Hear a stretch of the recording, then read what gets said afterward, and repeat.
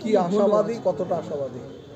দেখুন, আমার ডিউটি ছিল কবিগুরু সম্পত্তি যাতে সঠিকভাবে তার রক্ষণাবেক্ষণ হয় এবং সঠিকভাবে সঠিক পথে থেকে চালিত হয়, তার জন্য আমার যতটা বেস্ট দেওয়ার আমি দিয়েছি। এবারে অর্ডারটা দেবেন জজ সাহেব, এবার ওনার উপর ডিপেন্ড করছে। ওনারা যে যে পয়েন্টগুলো দিয়েছেন আমি সব, ওনারা একটা পয়েন্ট নিয়েছে যে সার্ভে করার দরকার নেই, কিন্তু আমি ওনাদেরকে দেখিয়ে দিয়েছি সার্ভে করার প্রয়োজন হয় না। এবং আমি এটাও দেখিয়েছি যে অমর্ত্য সেনকে 3টে চিঠি আর 4টে নোটিশ করা হয়েছিল, অমর্ত্য সেন আসেনি। এবং 17ই জানুয়ারি 2023 অমর্ত্য সেন নিজে চিঠিটা রিসিভ করেছে।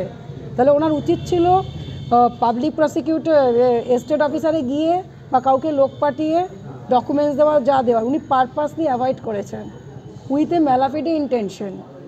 কারণ 17ই জানুয়ারি 2023 উনি ইন্ডিয়াতে ছিলেন, উনি এস্টেট অফিসারের পাঠানো নোটিশ উনি রিসিভ করেছেন নিজে হাতে। তারপরে উনি কেন এস্টেট অফিসারের কাছে অ্যাপিয়ার করলেন না? উনি তো আজকে যে পয়েন্টগুলো অ্যাপিলে বলছেন সেটা উনি এস্টেট অফিসারের কাছে বলতে পারতেন। উইথ এ ম্যালাফিডে ইন্টেনশন উনি সেটা করেননি। এবং উনি কোর্টে যথেষ্ট মিথ্যে কথা বলেছেন এবং ওনার লয়ারও মিথ্যে কথা বলেছে। উনি বলছেন নাকি 138 ডেসিমেলি নাকি ওনাকে দেওয়া হয়েছে, উনি তার উপরে অকুপাই করে আছেন, একদম টোটালি মিথ্যে কথা।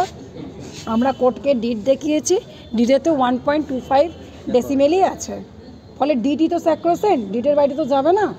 আর আমরা এটাও সুপ্রিম কোর্টের অনেক জাজমেন্ট দেখিয়েছি যেখানে মিউটেশন করলে কারোর রাইট জন্মায় না, ডিটে যা আছে সেটাই উনি পাবেন। ফলে ওনারই মিথ্যাচার আমি আশা করব আপনারা জনসমক্ষে এনে দাঁড় করান।